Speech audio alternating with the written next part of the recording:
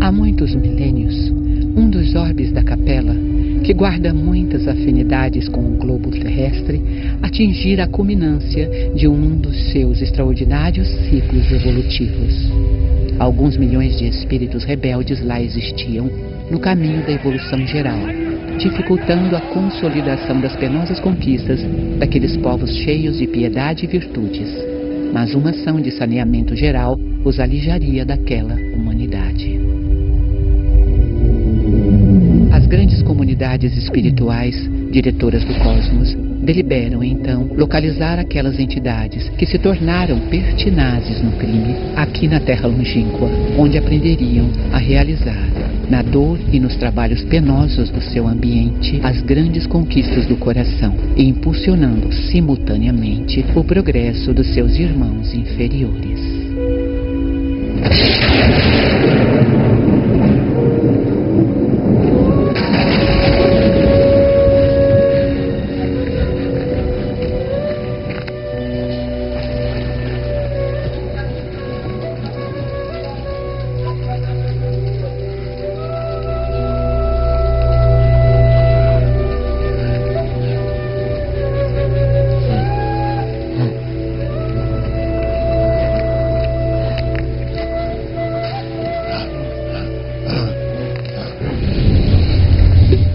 Na casa de meu pai há muitas moradas. Se não fosse assim, eu vô-lo teria dito.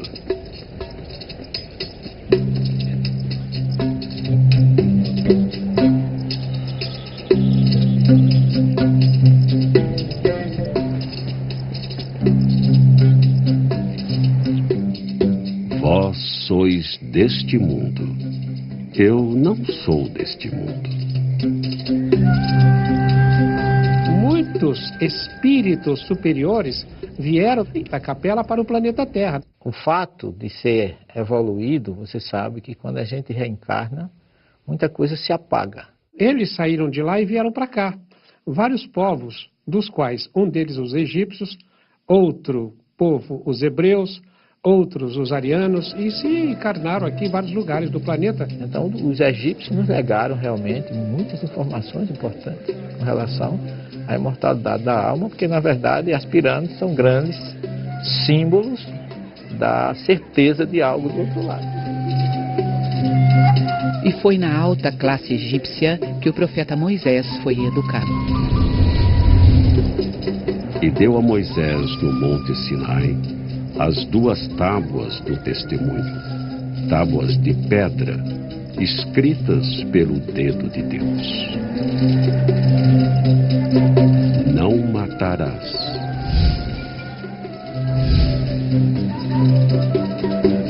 Não cometi assassinato, nem contratei ninguém para matar por mim. Não dirás falso testemunho contra o teu próximo. Não acusei ninguém falsamente, nem jamais apoiei nenhuma falsa acusação. Não furtarás.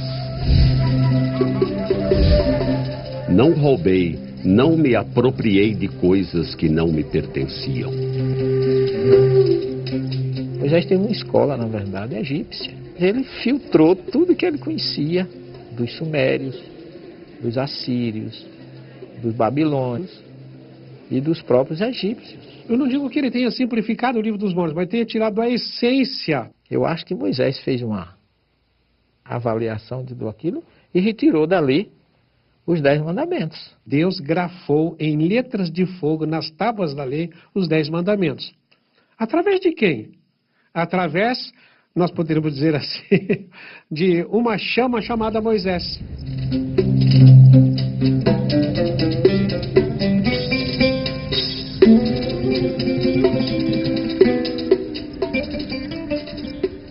Todos os fenômenos que aconteceram em torno de Moisés foram fenômenos espirituais, que ele, na verdade, foi o grande canal para o monoteísmo, para a implantação do monoteísmo no mundo. Então ele ouvia e escrevia.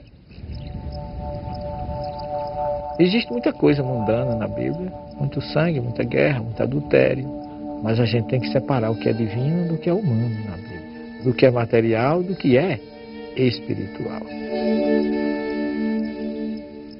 A Bíblia não contém erros. Nós erramos ao interpretá-la. Nós nos equivocamos ao interpretá-la. Por isso que é preciso saber quando foi escrito, por quem foi escrito, para quem foi escrito e qual a situação política e social que envolvia o fato que a Bíblia está narrando. Imagine Deus me pedir para eu sacrificar o meu filho. Não sacrifique bodes nem nada, nem carneiro, vai sacrificar o seu filho. O que é o seu filho? São as nossas produções. Você é capaz de sacrificar aquilo que você diz que é seu? Mesmo quando Abraão sai sem Sara saber do que ele ia fazer, ele vai com um grupo. Quando ele chega no sopé do Monte Moriá, onde hoje está o templo lá, a cúpula dourada lá em Jerusalém, quando ele chega ali no sopé, ele diz para os que ficaram: Ficai-vos aqui com o jumento, e eu e o moço iremos até ali, e havendo adorado, tornaremos a vós. Abraão não disse, nós vamos e eu voltarei. O que deduz que ele já sabia que ele não ia sacrificar o filho. Elias se chegou a todo o povo e disse: Até quando vacilareis entre dois pensamentos? Se o Senhor é Deus, segue-o, e se é Baal, segue-o. O rei achava que o Deus verdadeiro é o Deus Baal, e mandou os seus súditos para o Monte Carmelo. E Elias fez um desafio, que eles se colocassem no novilho e orassem ao Deus dele para mandar um fogo para assar aquele novilho. E diz a história que os sacerdotes começaram a orar e não conseguiram nada. E aí Elias mandou colocar água, ele orou a Deus e desceu um fogo e destruiu tudo e queimou tudo. Diz que até a água incendiou, e Elias com isso provou que o verdadeiro Deus era o Deus de Elias e não o Deus Baal. Elias já veio e não o conheceram, mas fizeram-lhe tudo o que quiseram. Então entenderam os discípulos que se referia João o Batista. No Monte Carmelo, ele mandou degolar os 400 sacerdotes. O Elias semeou na carne, matou, foi morto. E Elias voltou como a reencarnação de João Batista. Ninguém foge às consequências dos seus atos. O João Batista, quando estava lá no Jordão batizando, e apareceu muitos daqueles lá, será que alguns daqueles não eram sacerdotes de Baal reencarnados?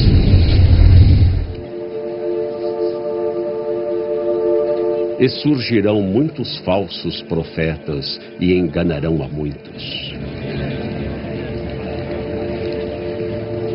O Vaticano. Daqui partem importantes decisões da religião cristã com maior número de fiéis. A Igreja Católica dos dias de hoje estende ações de evangelização, de promoção social e assistencial em todas as partes do mundo. Mas o catolicismo já teve seus anos de escuridão.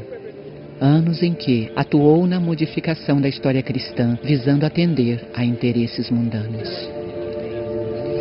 Roma e a Igreja Católica, no passado, estiveram juntas por objetivos nada cristãos. Foi na Anatólia, atualmente a Turquia, que se deu início ao processo de manipulação da história de Jesus, que se estende até os dias de hoje. E esse processo se iniciou com Constantino. Por ironia, o primeiro imperador romano que abriu os braços para o cristianismo. Até Constantino, o cristianismo foi cristianismo. Depois de Constantino, aquele cristianismo do primeiro, segundo, terceiro século não chegou até nós. E Constantino viu que havia uma corrente grande de seguidores de Jesus, que ele não poderia vencer, mas que ele se aliando como imperador romano e conseguia ser com isso, politicamente, a figura mais importante.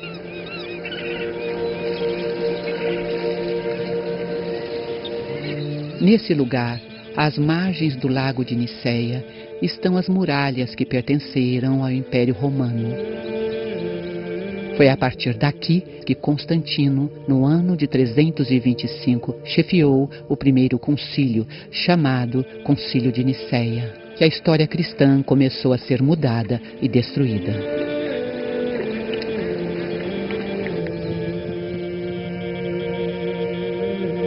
Atanásio foi um padre, ele era uma figura muito importante, mas ao mesmo tempo Atanásio ele legislava por cartas. E foi ele quem determinou essa divindade de Jesus que o Concílio de Nicéia criou. Foi uma coisa puramente induzida e imposta por Constantino e todo aquele grupo contra o movimento do arianismo, uma corrente que defendia que Jesus não era Deus. Ele dizia que Jesus era maior do que os homens e menor do que Deus. O que está compatível de acordo com o que falava toda a comunidade primitiva de Jerusalém, a comunidade discipular dirigida por Tiago, irmão de Jesus, e isso tem raízes e base no Evangelho.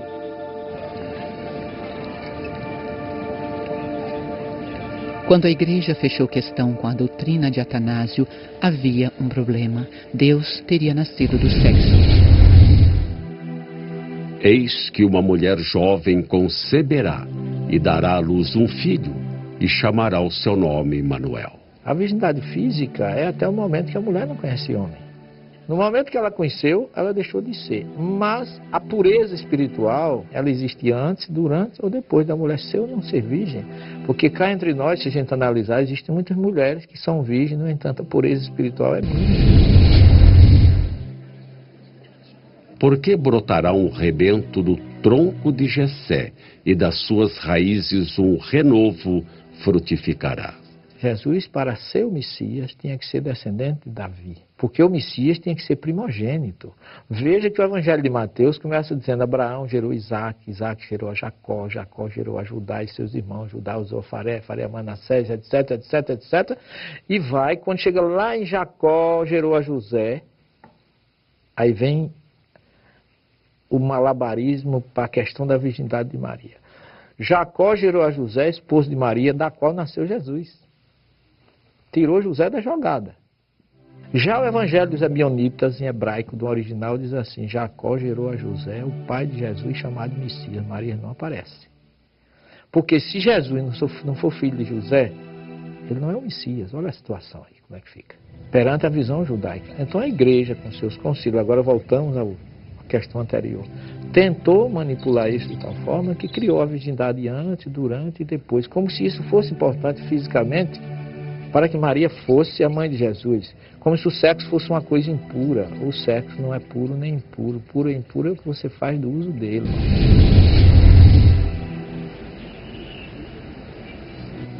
O acharam no templo assentado no meio dos doutores, ouvindo-os e interrogando-os. E todos os que o ouviam ficavam extasiados com a sua inteligência e com suas respostas. Situado na margem noroeste do Mar Morto, encontra-se o sítio arqueológico de Qumran, onde foram descobertos em 1947 os manuscritos do Mar Morto. Um conjunto de papiros que são, de longe, a versão mais antiga e preservada do texto bíblico.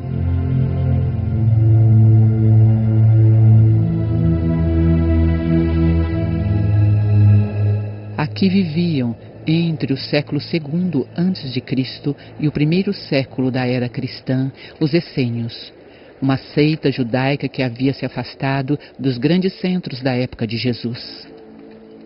Viviam uma vida quase monástica. O jejum, as rezas e a realização de rituais de purificação faziam parte dessa sociedade. Eles observavam rigorosamente os mandamentos de Moisés e obedeciam a uma estrita regra de disciplina codificada em manuscritos que regulavam todos os detalhes da vida diária. Alguns historiadores acreditam que João Batista era essênio. Existe até quem defenda que Jesus teria passado sua juventude aqui. com relação ao período de 12 a 30 anos de Jesus. Esse período chamado vida oculta. Em torno disso existem muitas teorias. Que Jesus foi viver na Índia, que depois que Jesus discutiu com os doutores, ficou muito pretendido por ter sido um fenômeno. Eu vejo muita coerência entre a filosofia dos essênios e o que Jesus defendia. É tanto que existe um grande pergaminho que foi achado, que é a luta entre os filhos da treva contra os filhos da luz, que os essênios se intitulavam Filhos da Luz. E Jesus utilizou algumas vezes a frase, eu sou a luz do mundo. Os manuscritos do Mar Morto, localizados nessas montanhas, não são os únicos textos judaico-cristãos que sobreviveram intactos ao longo dos séculos. O Evangelho de Tomé é um deles e foi encontrado em 1945 no Egito. Trata-se de um evangelho apócrifo que não é aceito pela Igreja como outros. É como se a espiritualidade tivesse preservado na Judéia a primeira aliança e no Egito a segunda. Um só Senhor, uma só fé, um só batismo. O dogma é algo que não se discute. É ponto passivo, vem de cima para baixo, me desculpa a expressão, é imposto e você não pode contestar. E aquilo que era dogma no passado não é hoje. Aquilo que no passado era objeto de asserção rigorosa, vai mudando. Muitas religiões criaram dogmas em torno de Jesus.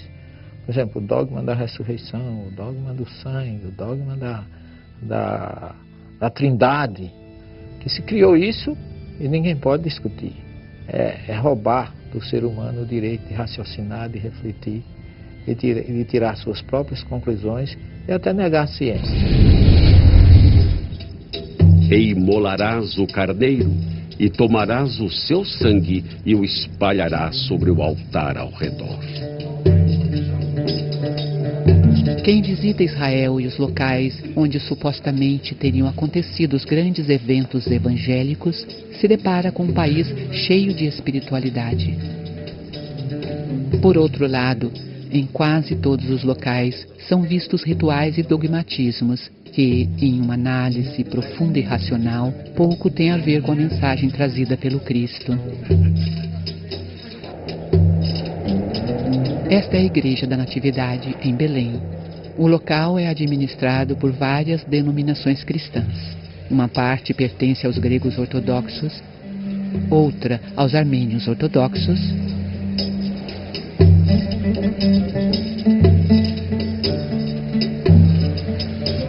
e outra aos católicos apostólicos romanos.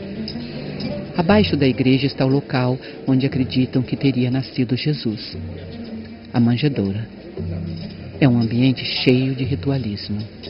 Na parte que pertence aos gregos ortodoxos, os católicos apostólicos romanos não podem rezar missa e vice-versa. Detalhe, um local fica a menos de 2 metros de distância do outro.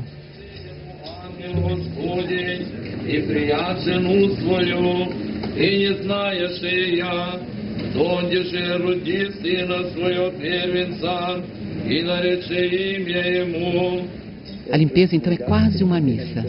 O ambiente só pode ser limpo quando os membros das outras denominações estiverem presentes. E ainda assim, cada um limpa um pouco o mesmo lugar.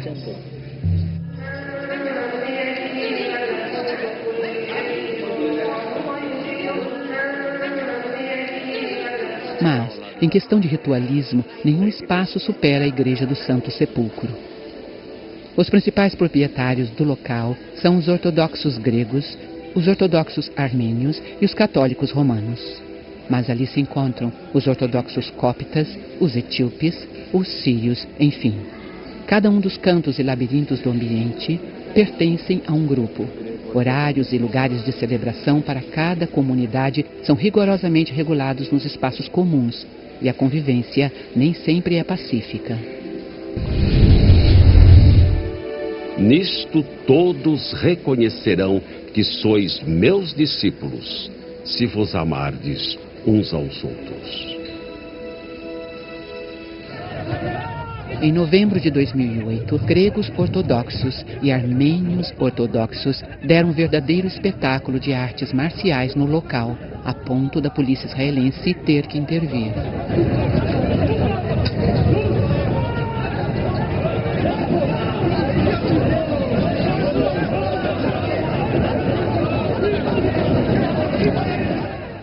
E os problemas datam de muitos séculos. Em 1192, o sultão Saladino, na tentativa de trazer paz ao espaço, encarregou 2 famílias muçulmanas à guarda da igreja. A família Judé recebeu as chaves do Santo Sepulcro, já que a família Nuseibé, que tinha a custódia da igreja desde o tempo do califa Omar, em 637, foi dada a guarda da porta. Os descendentes das 2 famílias se sucederam nesse trabalho. 2 vezes por dia, um membro da família Nuseibé abre e fecha a porta. A chave fica sempre na guarda de um membro da família Judé. Alguns cristãos permanecem no interior da igreja, ficam trancados durante toda a noite, sem qualquer possibilidade de acesso ao exterior, até que na manhã seguinte as 2 famílias muçulmanas abram a igreja. Isso tudo para impedir que um grupo cristão invada o espaço que pertence a outro. Quando orares, não sejas como os bajuladores, pois se comprazem em orar em pé nas sinagogas e às esquinas das ruas, para serem vistos pelos homens.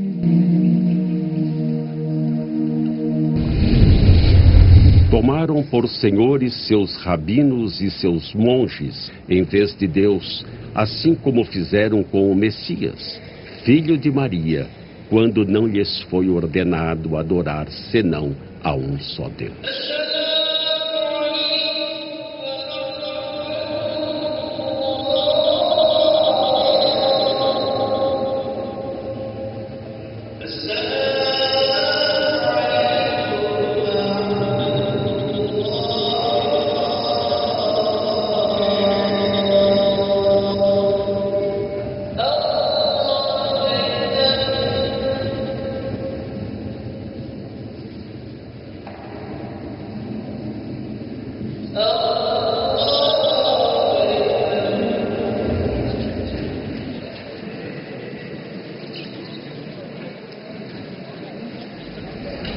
Jesus, em várias ocasiões, deu exemplos de que o verdadeiro ritual de adoração a Deus parte do interior da alma humana.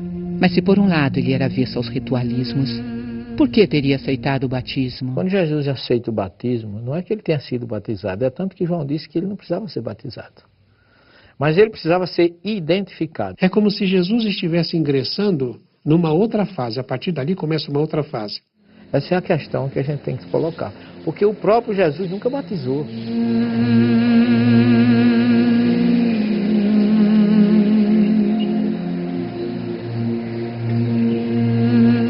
Se, em alguns casos, pode-se dizer que o batismo é separatista, pois batizados em uma religião não podem, por exemplo, se casar com os de outra religião, é no Rio Jordão, local onde Jesus teria sido batizado, que temos uma demonstração de como a separação ainda reina naquela região.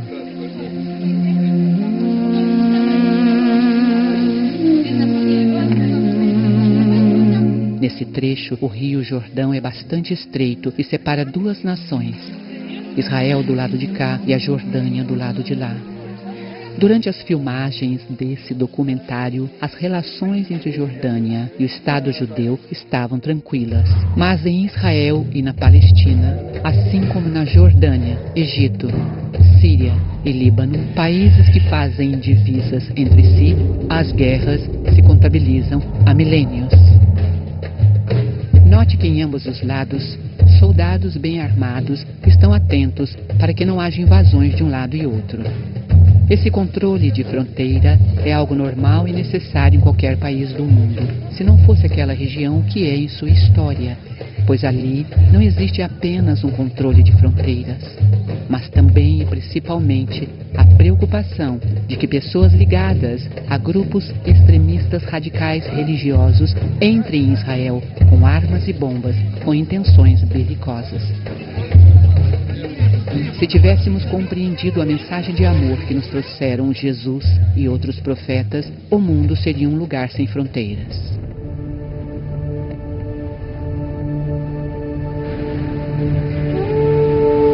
Em Jericó, região sob a administração palestina, encontramos o Monte da Provação. Lugar que coincide com os relatos evangélicos que citam a quarentena que Jesus teria passado ali, sendo provado por Satanás.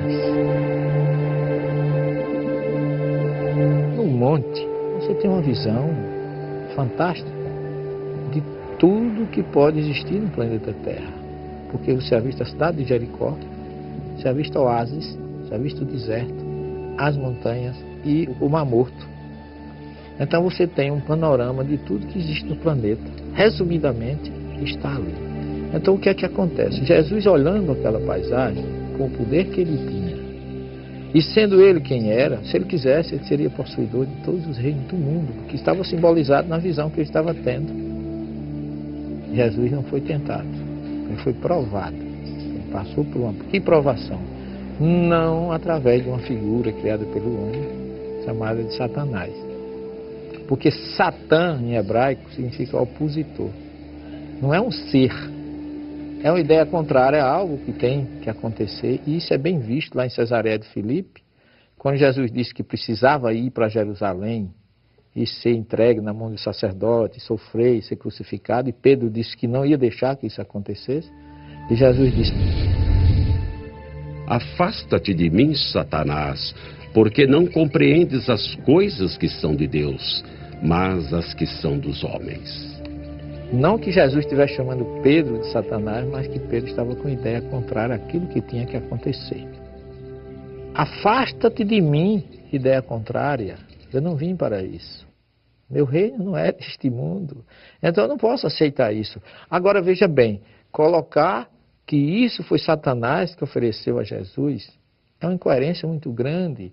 Quer dizer, eu respeito quem pensa assim, mas eu não entendo, por uma coisa muito simples. Se Satanás existisse, ele seria a pessoa menos qualificada para se aproximar de Jesus. Onde tem luz não pode ter trevas. E muito menos oferecer alguma coisa a Jesus que ele não tinha. Porque se Jesus era o Filho de Deus, então por herança ele tinha direito a todos os reinos do mundo. Então não precisa Satanás lhe oferecer absolutamente nada. Então Jesus começa a pensar aquilo ali, refletir sobre o que ele poderia optar de aceitar ou não aceitar. Então não é o monte da tentação, é o monte da meditação, é o monte da provação. A origem de Satanás é uma figura folclórica dos persas. Satanás representa o deus do mal. Os persas trouxeram o zoroastrismo. E o zoroastrismo é uma religião que é baseada no dualismo, o Deus do bem e o Deus do mal. Em tudo que se faz na vida, há uma opção. E Jesus deixou ali, para nós, a lição de que a gente deve optar pelo espiritual.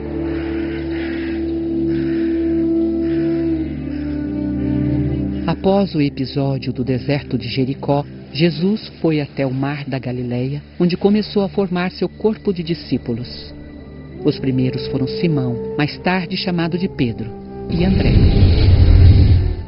E andando junto do mar da Galileia, viu Simão e André, seu irmão, que lançavam a rede ao mar, pois eram pescadores. Outros 2 pescadores foram recrutados por Jesus, os irmãos Tiago e João. E passando dali um pouco mais adiante, viu Tiago, filho de Zebedeu, e João, seu irmão, que estavam no barco consertando as redes. E logo os chamou. A seguir, identificou Filipe, Bartolomeu e Tomé. Na sequência, foi a vez de Levi, conhecido como Mateus, um coletor de impostos. E depois disto, saiu e viu um publicano, chamado Levi, assentado na recebedoria, e disse-lhe: segue-me. Foram ainda incorporados ao grupo Tiago, filho de Alfeu, Judas Tadeu e Simão o Zelote, conhecido como político ou revolucionário que lutava contra os romanos. E, finalmente, aquele que teria um dos mais importantes papéis na implantação da Boa Nova de Jesus, Judas Iscariotes. Por que ele não foi para a Judéia, ele foi para a Galileia? Por que é que ele começa numa região da antiga Palestina, pobre, discriminada, com gente pobre, discriminada e doente? Sem cultura nenhuma, analfabeta a maioria, por uma coisa muito simples. Do ponto de vista material, se você for ensinar alguma coisa a mudar conceito de quem já tem conceito, é difícil. Você vem e segue-me. Pedro e os outros largam as redes e seguem Jesus. Estavam esperando. Preparou um a um para a missão. Isso eu acho que foi a grande importância. E como líder, ele não mandou ninguém fazer nada. Ele ia na frente, fazendo, ensinando. 4 eram pescadores de peixes. Depois de serem chamados por Jesus, todos se transformaram em pescadores. Vinde após mim, eu vos farei pescadores de homens.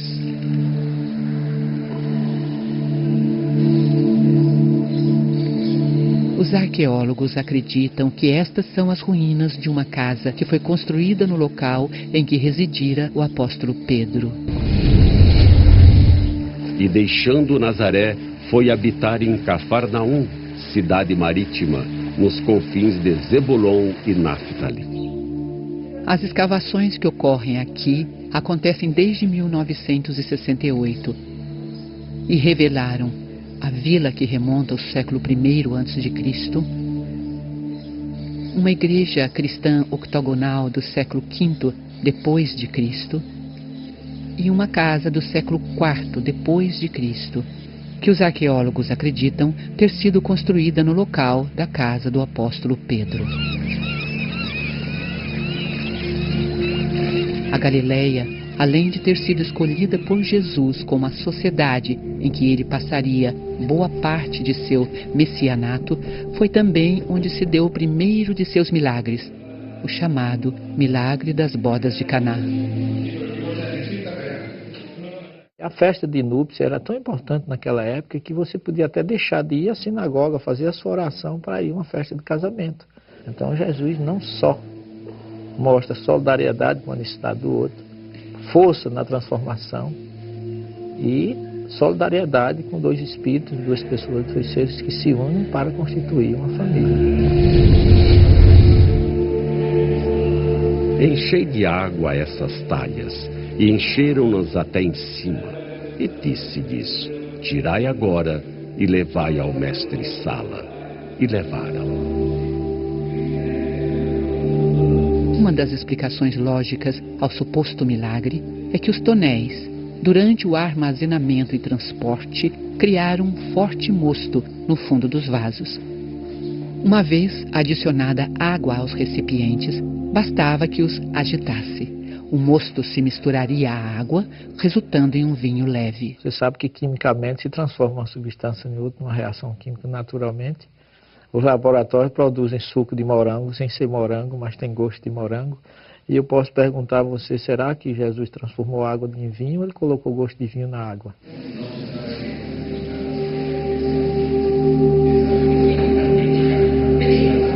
Assim como em boa parte dos locais em que se acreditam que os grandes eventos evangélicos aconteceram, aqui também fora construída uma igreja.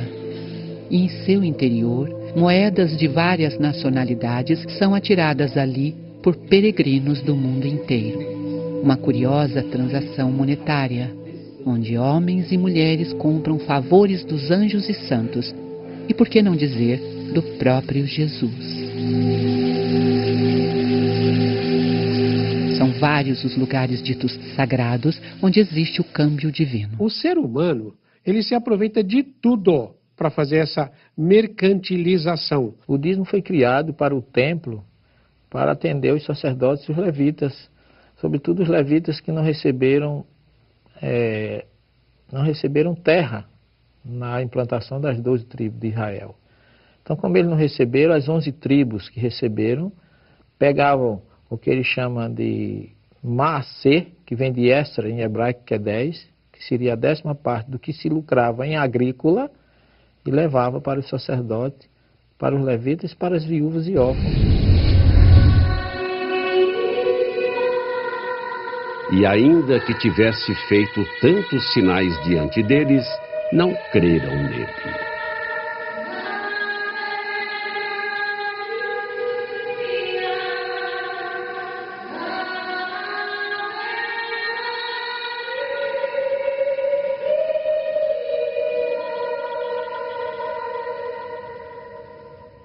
Ao lado da igreja de Santa Ana, cuja extraordinária acústica acabamos de ouvir, existia o tanque de Betesda, local onde Jesus protagonizara um importante feito. Havia aqui um reservatório de água, lugar de peregrinação para doentes que se reuniam ao seu redor, aguardando que as águas consideradas milagrosas se agitassem. A agitação seria provocada por um anjo e o primeiro doente que entrasse no tanque ficaria curado. Jesus encontrou aqui um homem que era paralítico há 38 anos. Este disse que nunca conseguia ser o primeiro a entrar no tanque, pois sua paralisia não permitia. E Jesus então disse: levanta, toma o teu leito e anda.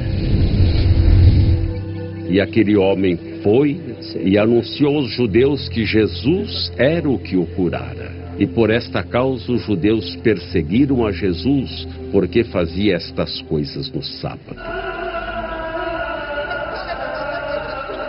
O radicalismo e a ortodoxia religiosa é quase sempre razão suficiente para a discórdia. Tomemos, por exemplo, o próprio Shabá, o sábado. Trata-se de um dia sagrado aqui e, como tal, o comércio não funciona.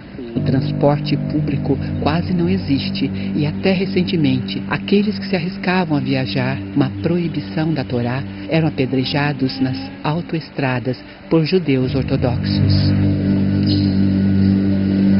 Estudiosos judeus, assim como os de outras religiões, ao longo da história, muitas vezes ficaram presos à letra. Se nós formos levar em consideração a letra, Jesus expulsou os religiosos do templo a chicotadas. E como é que pode um espírito tão manso, tão pacífico, que falava dos brandos, dos pacíficos, estar empunhando um chicote e fazendo isso? A Bíblia não é um livro, é uma biblioteca. Cada livro desse teve um autor, que escreveu com um objetivo, em determinada época, compatível com costume, história, situação geográfica, política e social daquele momento. O porco, porque tem unhas fendidas, e a fenda de suas unhas se divide em duas, mas não rumina. Este vos será imundo. Das suas carnes não comereis.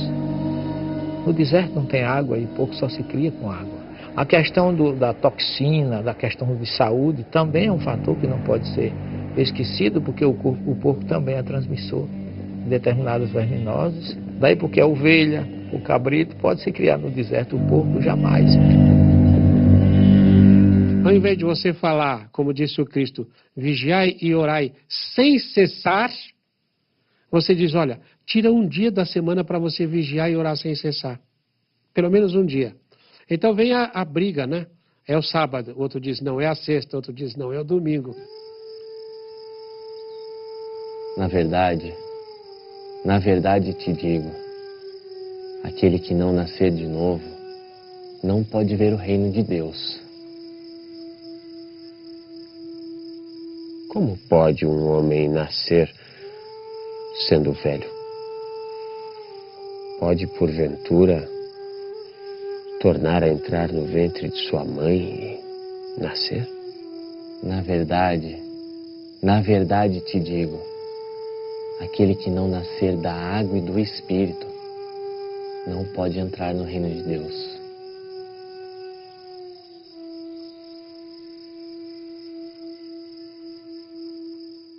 Esse diálogo de Jesus com Nicodemos, que fala, bem explicitamente da reencarnação, só que não fala a palavra reencarnação, mas nascer de novo. Então Jesus, com muita propriedade, fala para ele de algo que ele conhecia, que era a reencarnação. O vento sopra e você não sabe de onde vem nem para onde vai. Assim é o Espírito. Por que você não sabe de onde ele vem? Porque ele já existia antes de vir. E você não sabe para onde vai, porque ele vai continuar existindo depois de passar por essa encarnação. E se ele veio uma vez e passou, por que ele não pode voltar uma segunda vez? Tudo na natureza se repete. Há o ciclo das águas, depois vem a primavera, verão, outono, inverno, e tudo se renova. Tudo na natureza, o sol vai e vem todos os dias. Veja só, se não há reencarnação, quando é que o espírito é criado? Na hora do nascimento.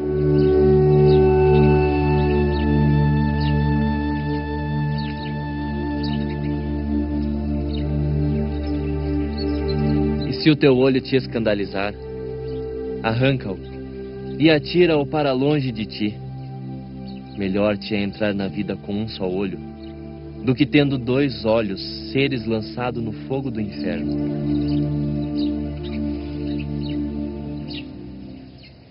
Ele está falando para vivo ou para morto? Ele está falando para pessoas vivas aqui. Então você entrar na vida cego qual?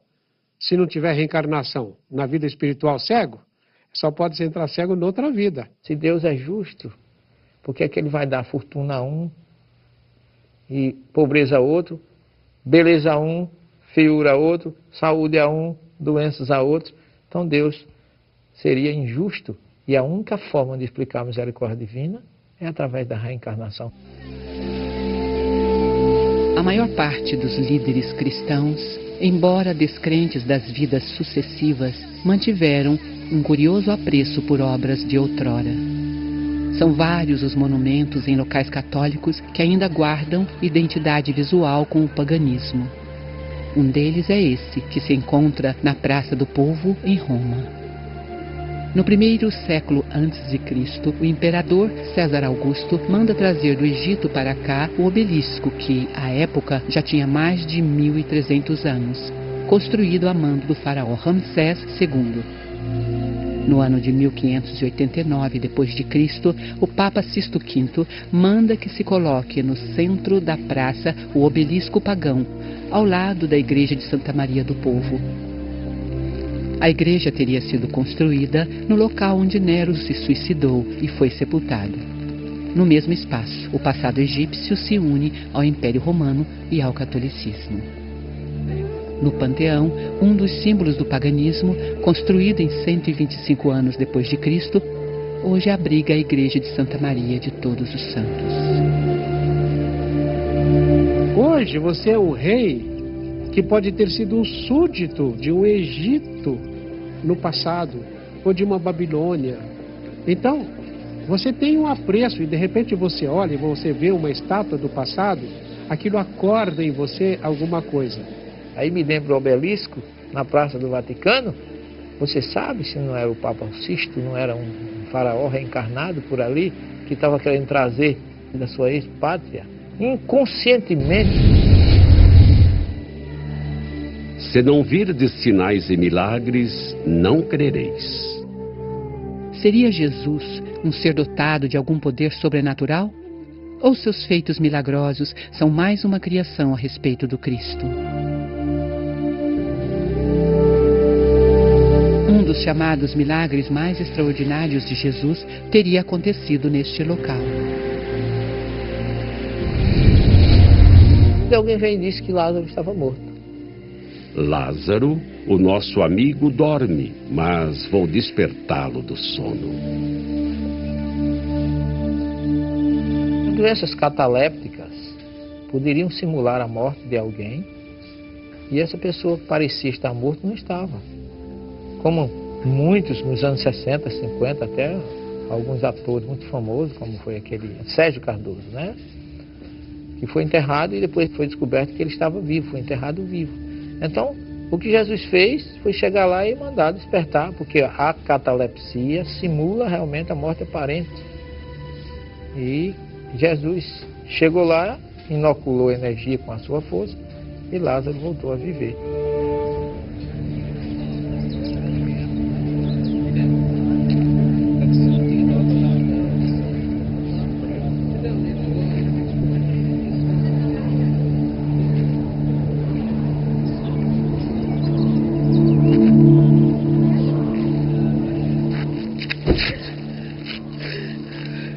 Mestre, esta mulher foi apanhada no próprio ato adulterando.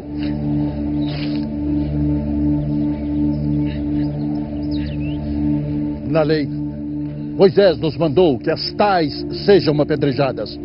Pois tu, o que dizes?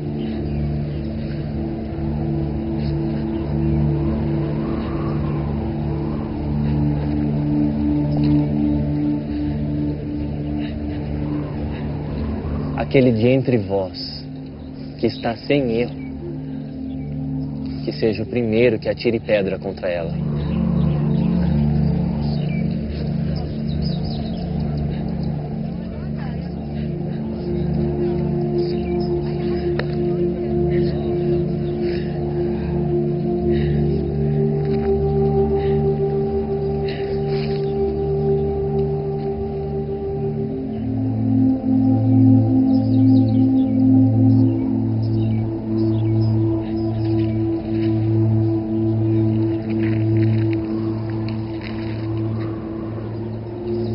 Mulher, onde estão aqueles teus acusadores?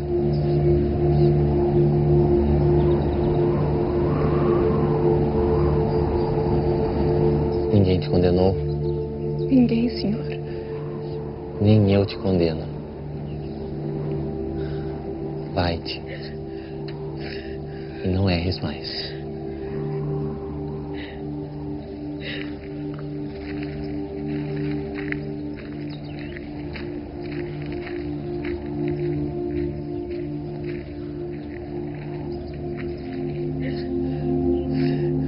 Vai e não peques mais para que não te aconteça coisa pior. Ele está falando ali de causa e efeito, dizendo, olha, isso que aconteceu com você foi em razão de alguma coisa que você fez no passado. Talvez um dos momentos da narrativa da vida de Jesus, onde a fé tem seu instante mais controverso, seja no Monte das Bem-aventuranças. Acredita-se que o local onde ocorreu o famoso sermão tenha sido esse. Hoje, um espaço bem cuidado, por entre alamedas floridas, onde a Igreja das Bem-aventuranças recebe cristãos vindos de várias partes do mundo.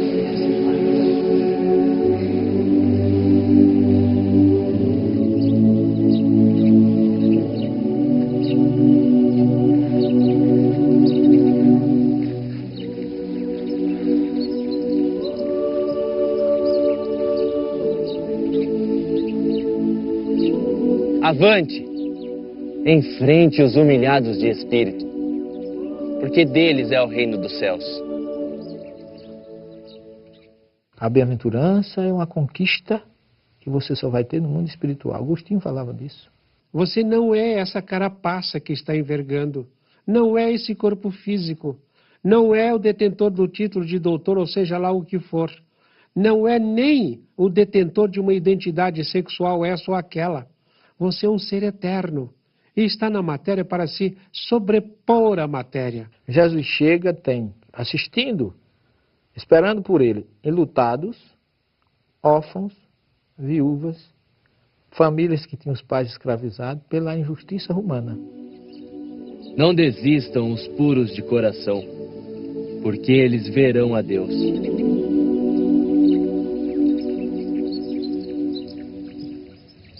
Os romanos estavam humilhando, porque para o judeu, passar por aquilo era uma humilhação. Mas Jesus quer dizer para ele, se existe um reino romano que humilha, existe um reino espiritual libertador. Os puros de coração serão capazes de olhar e falar, nossa, porque será que a pessoa passou por esta prova? No que será que ela está se purificando? Coitado daquele que fez esse ato tão danoso para o outro. Então você tem que transformar todos aqueles que Jesus fala de bem-aventurado em avante, em marcha. Vão em frente. Não desistam vocês que são bem humilhados. Vocês que sofrem perseguição.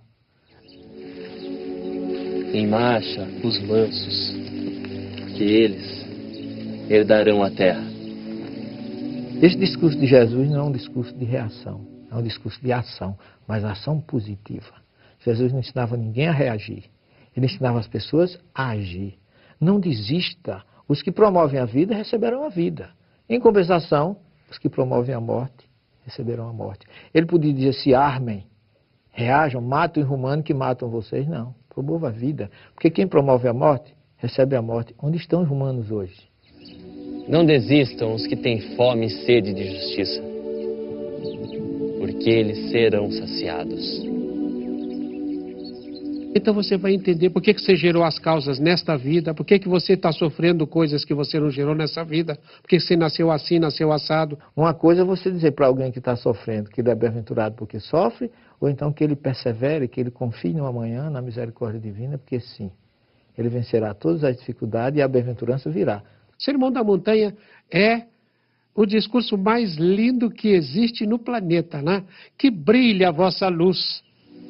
Senhor, ensina-nos a orar, assim como também João ensinou aos seus discípulos. Pai nosso, que és dos céus.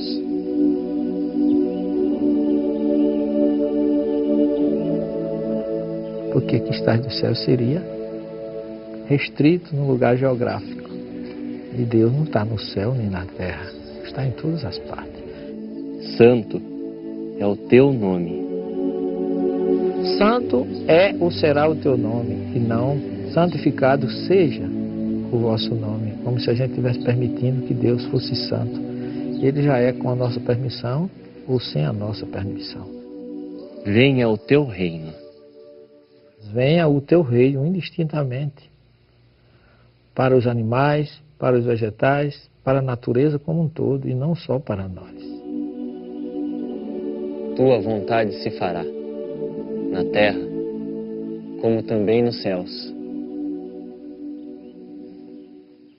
Permite que Deus faça a vontade dele é uma incoerência.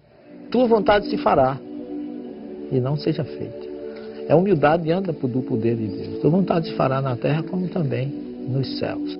Dai-nos parte do pão, de acordo com a nossa necessidade diária.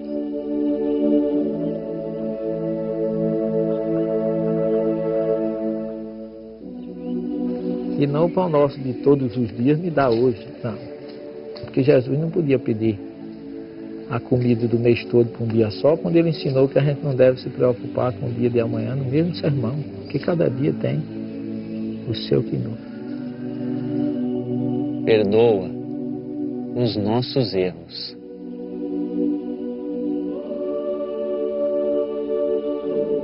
Quando tivermos perdoado o erro daquele que nos ofendeu.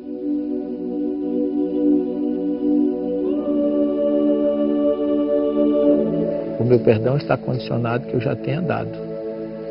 Eu não posso pedir perdão se eu não perdoo ninguém. Quando você vê pessoas que dizem: faz 20 anos que isso aconteceu e quando eu me lembro ainda sinto um mal-estar, a vontade de se vingar ou de desejar. Quando você perdoa alguém, você tira um problema da sua mente. Você passa a ser feliz. Não nos deixeis entregues à provação, pois assim nos resgatas do mal. E não nos deixes entregues à provação. Então, por isso que ele diz, porque assim nos resgatas do mal, se a gente tiver em sintonia com Deus no momento da dificuldade.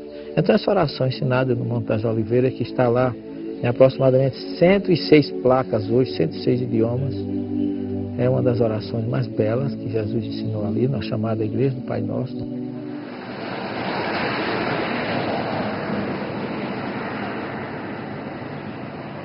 Desde o século III da era cristã, acredita-se que o Monte Tabor é o local em que ocorreram um dos fatos mais cercados de simbologias da vida do Cristo, o episódio da Transfiguração, descrito nos evangelhos canônicos de Mateus, Marcos e Lucas, e que também é encontrado no Evangelho Apócrifo de Pedro.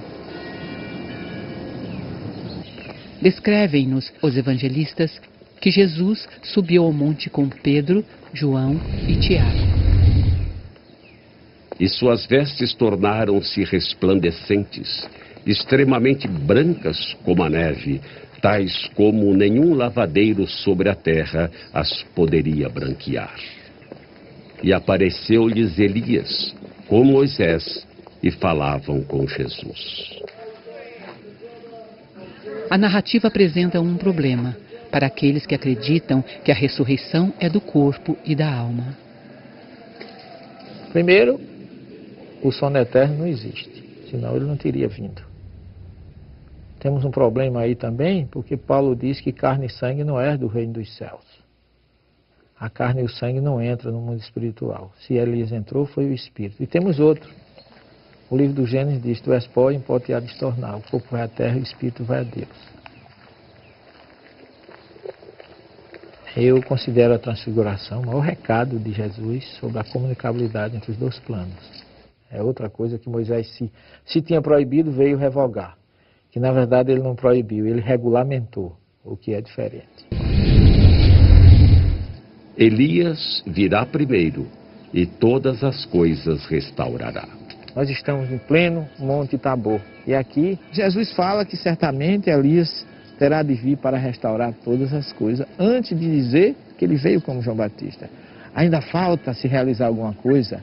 Naquele momento, Jesus disse para os discípulos que Elias há de vir restaurar todas as coisas. Para nós espíritas fica bem claro. Jesus se refere à terceira revelação. Quem foi que veio restaurar todas as coisas?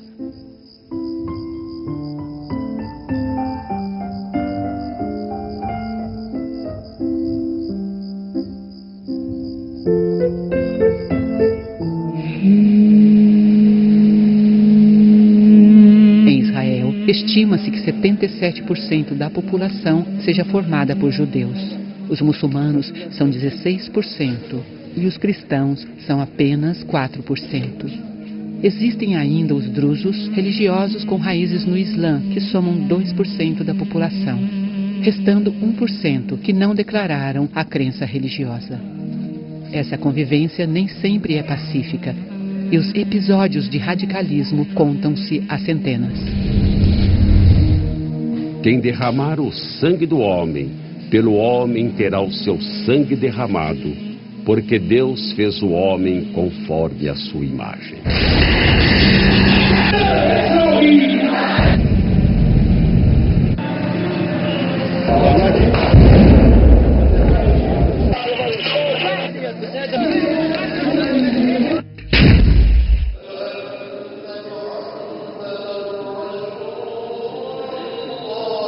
A oração chorosa que ecoa por toda Jerusalém poderia reverenciar as lágrimas que escorreram após tanto ódio ao longo dos milênios. A imponente abóbada dourada da esplanada das mesquitas está em um dos lugares mais importantes para os muçulmanos e para os judeus. Para o judaísmo, é o local de quase sacrifício de Isaac. Para os muçulmanos, lá poderia ter sido sacrificado Ismael. O espaço foi eleito pelo rei Davi para construir um santuário que albergasse o objeto mais sagrado do judaísmo, a Arca da Aliança, onde teriam sido guardadas as tábuas da lei mosaica. O primeiro templo foi construído por ordem do rei Salomão no século XI a.C. Já em 587 a.C., Nabucodonosor II mandou destruir o templo, dando início ao exílio judaico na Babilônia. O exílio se estenderia até mais ou menos o ano de 539 a.C., quando o povo judeu pôde retornar a Jerusalém e reconstruir aquele que seria chamado como o Segundo Templo. No século I a.C., Herodes o Grande, em uma clara tentativa de agradar aos judeus, sendo que ele próprio só tinha descendência judaica de muito longe, manda ampliar o templo. Vês estes grandes edifícios? Não ficará pedra sobre pedra que não seja derrubada. Essa profecia, dita por Jesus aos seus discípulos, previu a destruição de Jerusalém, e foi em 70 depois de Cristo, quando os judeus perderam a luta contra a dominação romana, que o comandante Tito ordenou que seu exército não deixasse ficar pedra sobre pedra. Em 691 depois de Cristo, a mesquita de Omar foi construída sobre o local do templo. A sua abóbada, com 80 quilos de ouro, só foi colocada em 1920. Aos judeus restou um muro, na verdade, o muro. Parte desse muro ainda é o resultado das ampliações que fizera Herodes o Grande. Se hoje os judeus só podem vir até aqui, já que no local exato existe uma mesquita, na época de Jesus, o segundo templo era o orgulho do povo hebreu e era muito mais do que um lugar sagrado. Ali, além dos cultos e estudos da Torá, ficava o centro do poder da religião judia. E disse aos que vendiam pombos: tirai daqui estes, e não façais da casa de meu pai casa de venda. E Jesus entrou no último dia da festa. Ele entrou num sábado. E o judeu não faz nada no sábado. E na sexta-feira, em Jerusalém, a partir das 15, 16 horas, não se vende nem se compra absolutamente nada. Do ponto de vista histórico, de costume judaico, onde estavam vendilhões no dia de sábado? Muito menos dentro do templo. Inclusive, se você for analisar isso, cada evangelista tem uma história mais ou menos diferente a respeito, o que mostra que não há um consenso. E eu entendo que essa história pode ter sido criada posteriormente por alguém que não conhecia o costume judaico. Se o teu corpo é templo, é casa de oração e não covil de ladrões. Quem são os ladrões que precisam ser expulsos? A mentira, o orgulho, a vaidade, a ociosidade.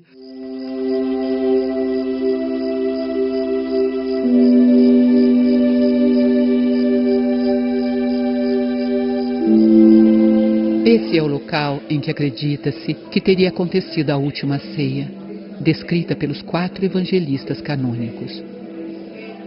Aqui existem vestígios de construções bizantinas do século V, de cruzados do século XI e de muçulmanos que no século XII expulsaram os cruzados. Atualmente esse lugar pertence ao Ministério das Religiões de Israel.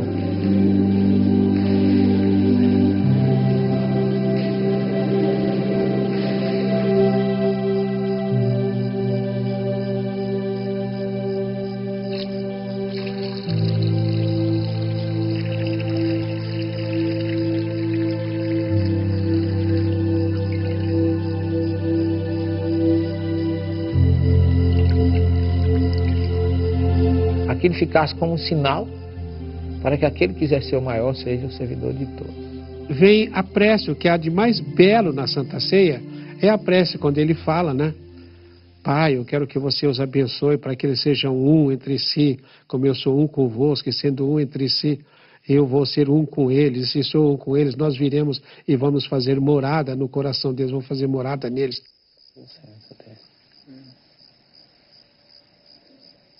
Na verdade vos digo, um de vós me há de entregar.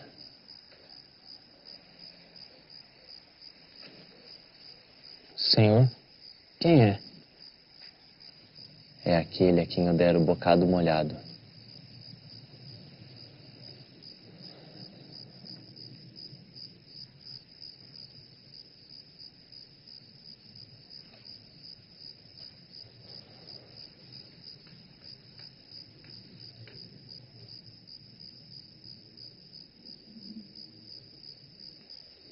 O que fazes, faze-o depressa.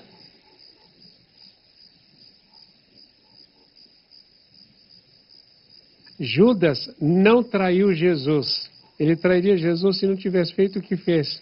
Essa visão do judeu ainda hoje é que o Messias seria um guerreiro e que libertaria o povo de Israel em qualquer situação de opressão. E Roma oprimia. Então ele via naquele momento que ele entregando Jesus, as pessoas iriam se revoltar e havia uma grande revolução e Israel se libertaria. Mas aí o que acontece? O Cristo mostra para ele que o reino não é deste mundo. Quando ele vai perante Pilatos, ele tinha que fazer, tinha que ser ele, foi escolhido por Jesus para isso. Porque nós nos esquecemos que o projeto era de Jesus e não de Judas. E se aquilo não acontecesse, não teria acontecido a identificação de Jesus como o Messias. Foi por ele ter feito o que fez que nós recebemos todo o ensinamento do Cristo.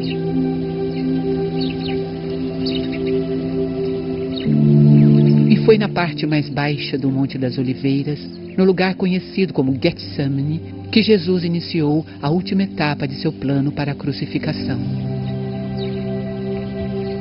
Ele sabia que não bastava ter ensinado, sabia que não seriam suficientes os milagres que fizera. O ser humano queria sangue, e ele estava disposto a dar. Cercam-me cães numerosos, um bando de malfeitores me envolve, como para retalhar minhas mãos e meus pés. Estas ruínas mostram o que foi durante séculos o centro da vida pública romana, um local de cerimônias triunfais e de eleições, onde se realizavam discursos públicos e onde aconteciam os processos criminais. Era também o centro dos assuntos comerciais. E como ninguém é de ferro, Vespasiano, aproximadamente no ano 70 depois de Cristo, mandou construir o Anfiteatro Flaviano, mais conhecido hoje em dia como o Coliseu. Aqui eram apresentados espetáculos para cerca de 55 mil espectadores. Quase sempre, o auge desses encontros eram as lutas entre gladiadores, um show de violência e de sangue. E não mudou muito até hoje. No futebol, por exemplo, vez por outra, são ofertadas batalhas dignas das arenas romanas.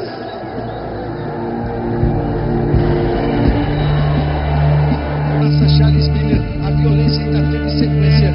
E o que dizer do maior espetáculo de lutas da atualidade?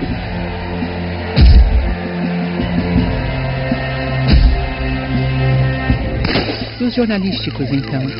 Nada como um belo e bom crime para vender exemplares e atrair propagandas.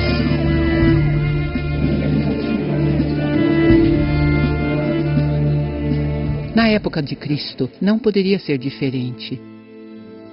E nesse espetáculo, ao que tudo indica, foi o próprio Jesus que apontou o polegar para baixo em uma grande ação de marketing.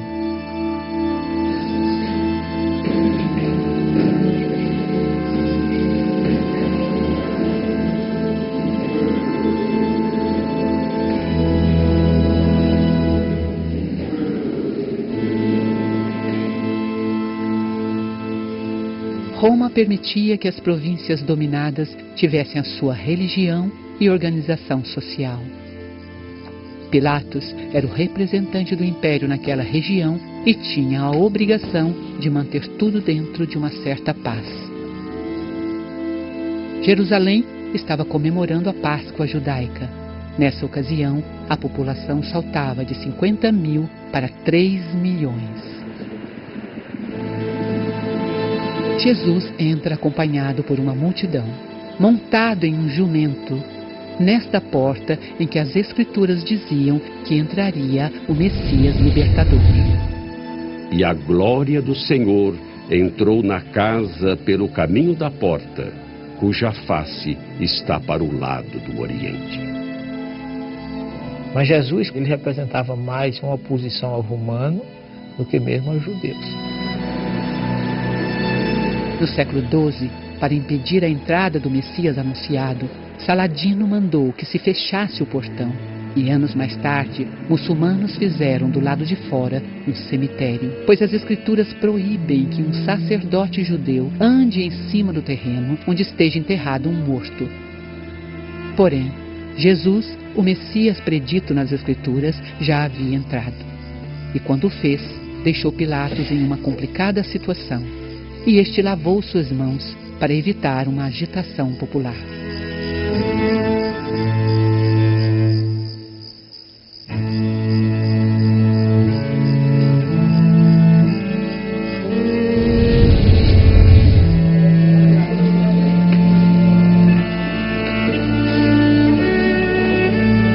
E levando ele às costas a sua cruz, chegou ao chamado Lugar da Caveira, em hebraico chamado Gólgota.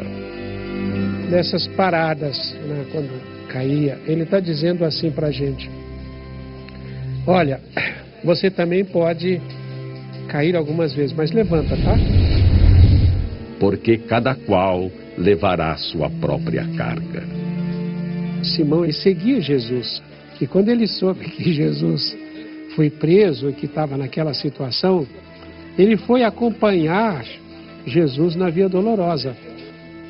Quando Jesus cai, o Simão vai e não pega a cruz. Ele pega um braço da cruz e Jesus no outro braço. E os dois vão andando e carregando a cruz. Mais um grande ensinamento de Jesus para cada um de nós, que devemos compartilhar e suavizar a dor alheia. Deram-lhe a beber vinagre misturado com fel, mas ele, provando-o, não quis beber. E ele recusa. É como se estivesse dizendo, olha, isso aqui não significa nada. É matéria. O vinagre e o fel, e tinha outras substâncias que aliviava, porque era uma espécie de entorpecente, um anestésico. Então esse sofrimento não tem importância. É matéria. Deixa eu passar por ele para mostrar para vocês que vocês não precisam fugir. Não fujam. E foram crucificados com ele 2 salteadores, um à direita e outro à esquerda. Jesus vira-se e olha para o bom ladrão. Em verdade, eu te digo, hoje estarás um dia comigo no paraíso e não naquele mesmo dia, porque do ponto de vista cronológico, o próprio Jesus só foi no 3º dia. O ladrão não poderia ter ido antes dele. Deus meu, por que me desamparaste? Davi falou no Salmo 22, Jesus repete na cruz. Naquele momento ele estava recitando o Salmo como se dissesse, olha, isso que está acontecendo aqui já estava escrito lá atrás. Em outras palavras, ele não estava se sentindo desprezado nem abandonado, mas ele estava se identificando com aquele Messias, aquele servo do Cordeiro, predito e profetizado por Davi. Me cercaram, até as minhas vestes estão sendo objeto de sorteio. Os soldados estavam ao pé da cruz sorteando as vestes de Jesus. Os que me olham meneiam a cabeça. A minha língua está presa ao palato. E depois há uma virada no Salmo em que ele fala, mas em ti confio. Do 23 começa como? O Senhor é o meu pastor e não me faltará. Concordo que foi uma forma de chamar atenção para todos. Inclusive, você observe que ele morreu fisicamente, mas se imortalizou espiritualmente.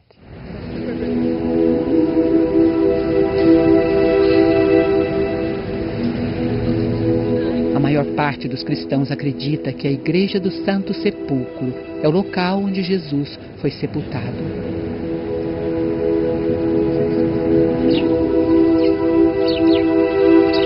Já para cristãos ingleses, este é o lugar.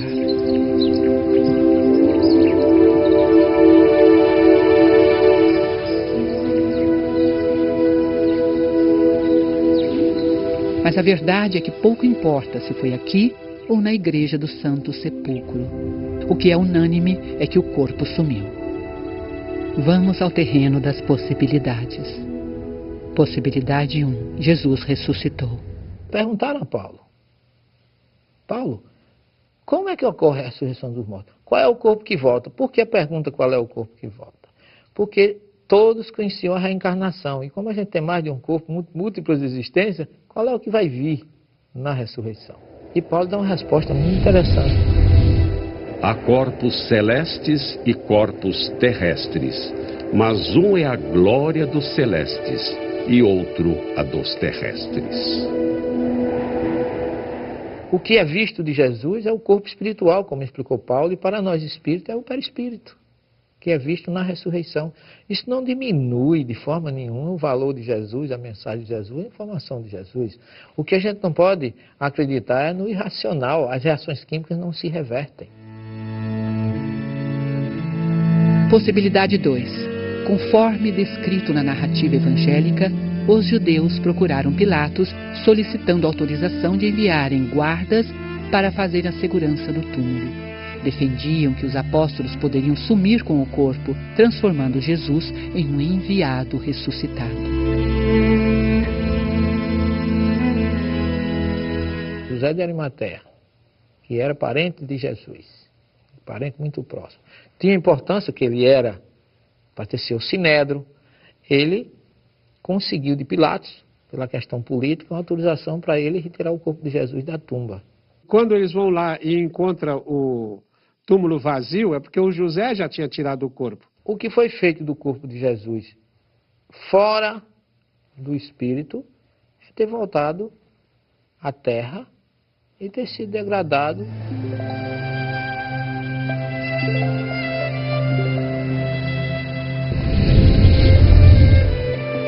Estando com eles à mesa, tomando pão, abriram-se-lhes então os olhos e o conheceram, e ele desapareceu-lhes. Estas são as ruínas de igrejas bizantinas e cruzadas. Aqui é a antiga Emaús, onde, segundo a tradição, Jesus teria se reunido após a crucificação com 2 de seus discípulos, que só o reconheceram quando ele partiu o pão, tal qual fizera na última ceia. Jesus apareceu durante 40 dias, várias vezes. Aparece lá mais uma outra vez e fala com o Pedro: Pedro, tu me amas, tá? Essa parte é muito linda, né? Os 40 dias que sucederam à morte de Jesus foi um desastre para os discípulos. E perderam seu líder, toda a autoridade. Imagine, sentiram-se acéfalos, ovelhas desgarradas. E o que é que acontece? Jesus começou a aparecer para reanimá-los, para despertá-los. Vai para 2 na estrada de Emaús, vai a Madalena e sai dizendo: eu não morri. Por que ele fala 3 vezes: Pedro, tu me amas?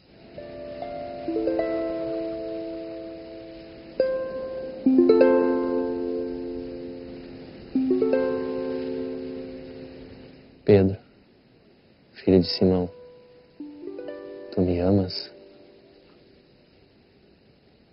Sim, mestre. Apacenta as minhas ovelhas.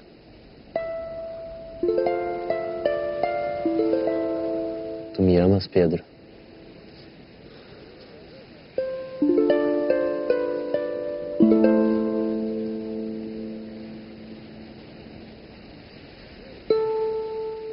Sim, mestre. Apacenta as minhas ovelhas, Pedro, filho de Simão. Tu me amas?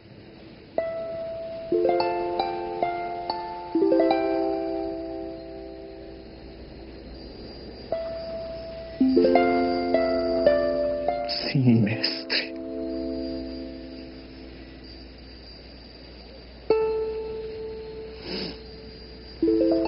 Tu sabes que eu te amo.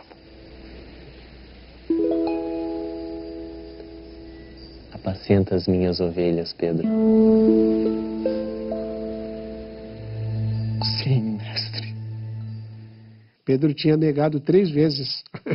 Então, ele estava ali como que cauterizando as feridas que existiriam no perispírito de Pedro, na mente de Pedro. Só que depois de 40 dias, 49 especificamente, 7 semanas, na festa do Shavuot, que em hebraico a palavra Shavua é semana, que o grego chamou de Pentecostes, 50 dias, aí Jesus vem de uma forma diferente. Ele não vem mais visto fisicamente. Fisicamente eu digo em perispírito, não era corpo físico.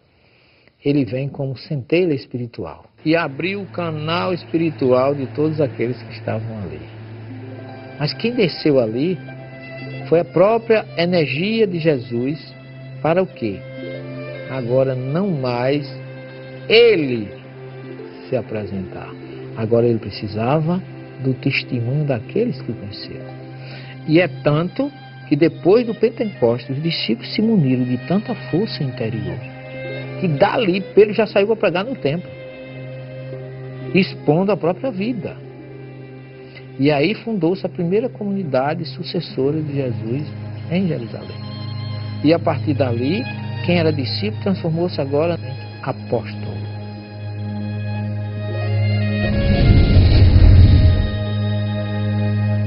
ide por todo o mundo, pregai o evangelho a toda criatura.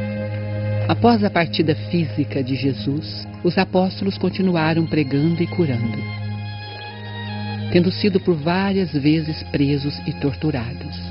Batizaram-se com o próprio sangue, como Jesus havia previsto. O único apóstolo que não teve uma morte violenta foi João. E mesmo diante de tanta crueldade, os primeiros cristãos deram continuidade na transmissão da Boa Nova, e o cristianismo foi crescendo. Aliás, a propagação cristã para longe das fronteiras de Jerusalém e da Galileia deve muito ao Sinédrio e a Roma. Afinal, foi graças à perseguição destes que os discípulos deixaram Israel e a Palestina, levando em sua bagagem a Boa Nova de Jesus.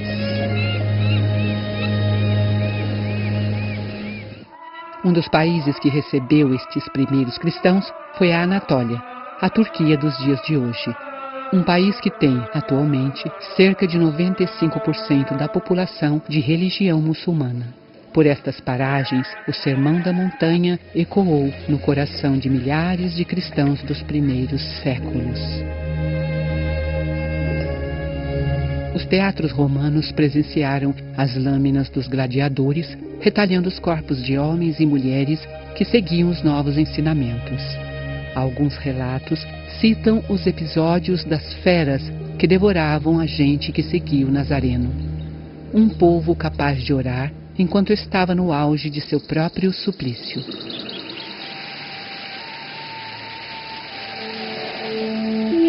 O ápice da rejeição contra os cristãos se dá em 64 d.C., quando o atormentado imperador Nero ateia fogo em Roma e atribui o incêndio aos seguidores de Jesus. Que a sua descendência seria peregrina em terra alheia e a sujeitariam à escravidão e a maltratariam por 400 anos.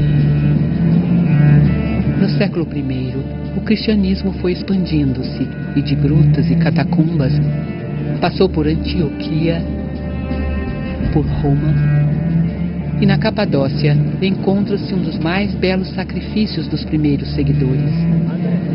Sob a montanha, os cristãos que aqui viveram refugiaram-se nas entranhas de pedra. Essa região toda foi alterada há milhares de anos, quando 3 vulcões entraram em erupção. A rocha que se formou após o resfriamento da lava tem uma peculiaridade especial. Apesar de firme, ela se permite esculpir com alguma facilidade.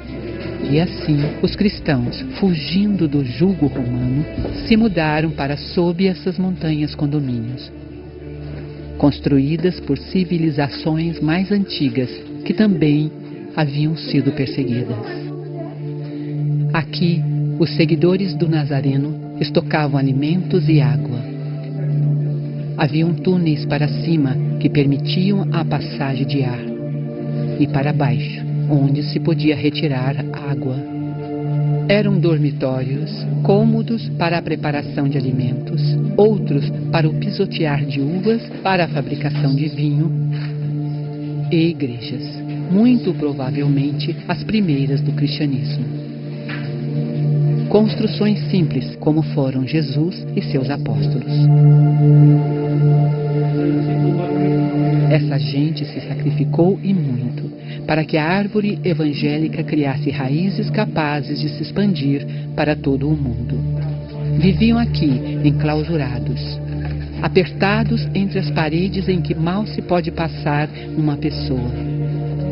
A luz que hoje se vê, facilitando a visitação dos turistas, não existia. Viviam uma vida de futuro incerto.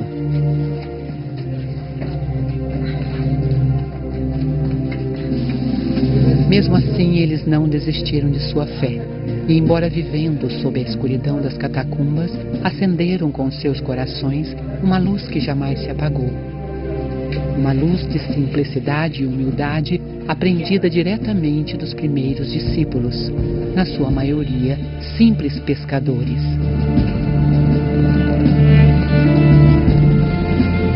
Além da Capadócia, o cristianismo primitivo deixou marcas em várias cidades da Turquia. Felipe, muito provavelmente, perambulou por essas ruínas de Herápolis. Pedro também evangelizou em terras turcas. E em Éfeso, Paulo pregava nas ágoras, centros comerciais onde se reuniam os habitantes para a compra de especiarias e objetos em ouro da deusa Ártemis.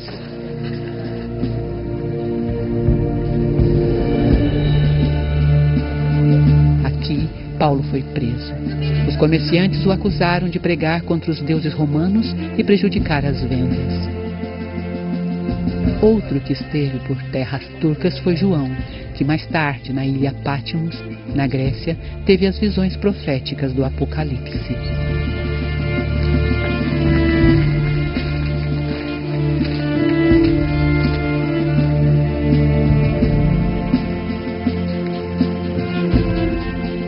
A história do Apocalipse foi trazida por causa de um momento em que Roma cada vez mais oprimia, destruía qualquer um seguidor de Jesus. É uma obra em que Jesus veio num momento difícil de perseguição dos romanos para soerguer e confortar aqueles que estavam passando pela martirização, pela perseguição. Além de ter sido uma obra psicografada.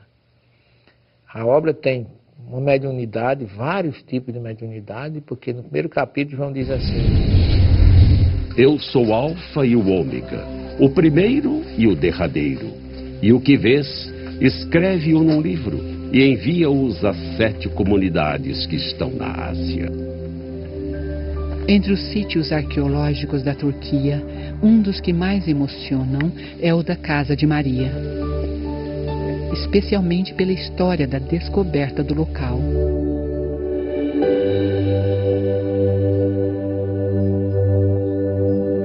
No início do século XIX, Ana Catarina Emmerich, uma freira católica alemã, enferma e febril, teve uma visão de onde seria o lugar em que vivera após a crucificação, Maria, a mãe de Jesus.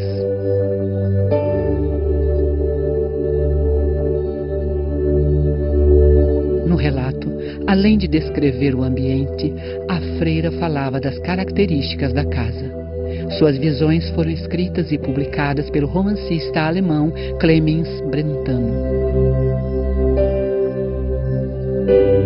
No final do século XIX, o padre francês Julien Goyet, tendo em mãos a publicação, foi em busca do local e achou as ruínas em que hoje muitos acreditam ter sido a Casa de Maria.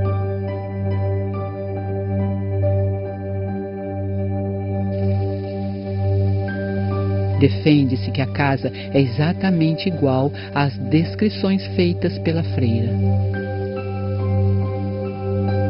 O que se encontra abaixo da linha vermelha são os resquícios originais da construção, desenterrados pela equipe que localizou os escombros.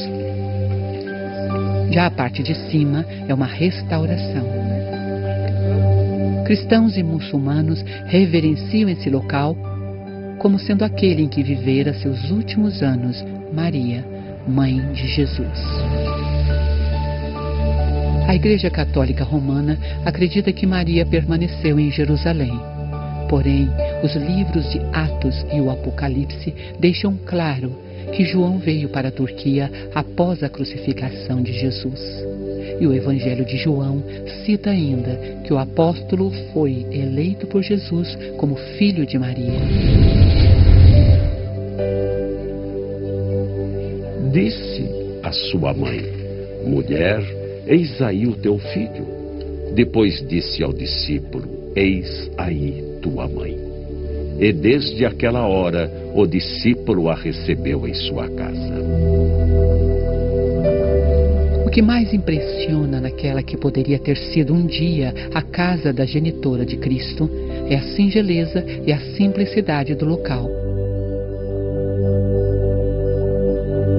Singeleza que foi uma constante na vida de Jesus.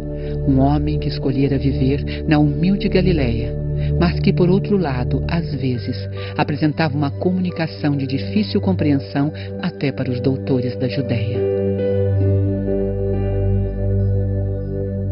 Aquele Consolador, o Espírito da Verdade, que o Pai enviará em meu nome, esse vos ensinará todas as coisas e vos fará lembrar de tudo quanto vos tenho dito. Mensagens que passaram a ser explicadas a partir do século XIX, quando um educador francês, pedagogo respeitado pela corte e intelectualidade europeia, resolveu estudar os encontros das mesas girantes. Hippolyte Léon Denisard Rivaio foi informado que um fenômeno curioso estava se demonstrando na alta classe francesa. Pessoas se reuniam e faziam perguntas às mesas, e estas respondiam, elevando-se ao ar de forma extraordinária e batendo ao chão. Uma batida para um sim e 2 batidas para um não.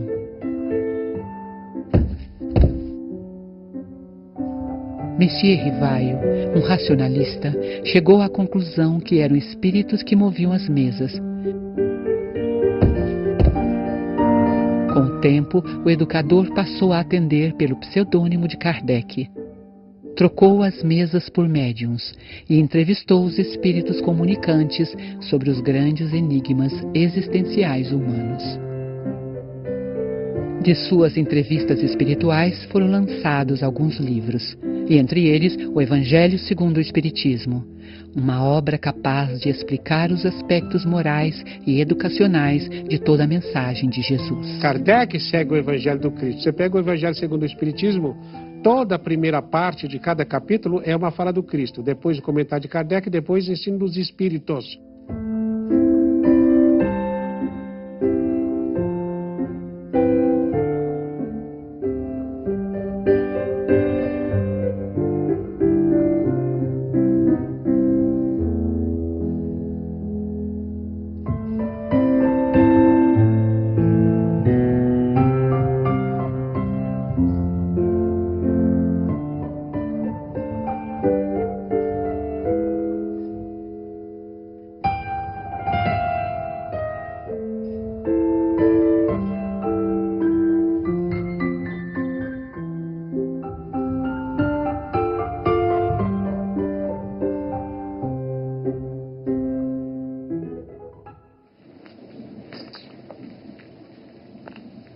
Entre ti não se achará quem consulte a um espírito adivinhador, nem mágico, nem quem consulte os mortos.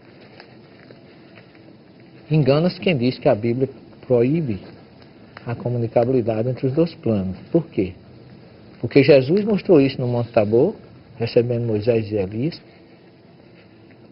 O Espiritismo não é uma religião constituída com sacerdote, com hierarquia, com rituais, com dogmas. Não é. Mas a sua parte moral pode unir todas as crenças do mundo. Meu espírito derramarei sobre toda a carne, e os vossos filhos e as vossas filhas profetizarão. Os vossos jovens terão visões. Nenhum livro do Novo Testamento é tão mediúnico quanto o livro de Atos dos Apóstolos. Apenas nós não paramos e muitas vezes nem estudamos a história dos fenômenos que envolveu tudo aquilo, cura, visões. Paulo foi despertado por Jesus através de visão e ouvindo vozes, mostrando que ele era um grande médium.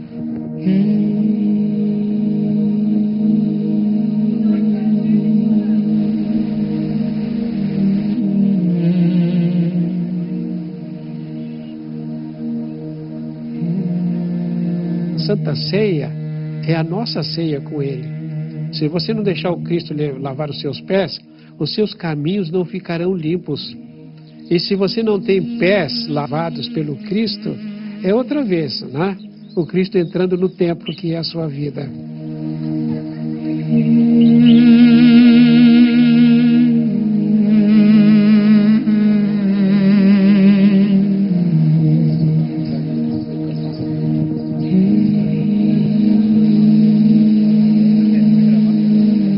Eu sei que as religiões são diferentes, Mas todas as religiões buscam um ser superior.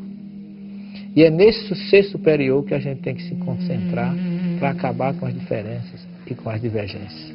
Então, acho que está no momento de que todos nós, independente de religião, darmos as mãos e ouvir o clamor de Jesus, dizendo a todos nós: Shalom, paz.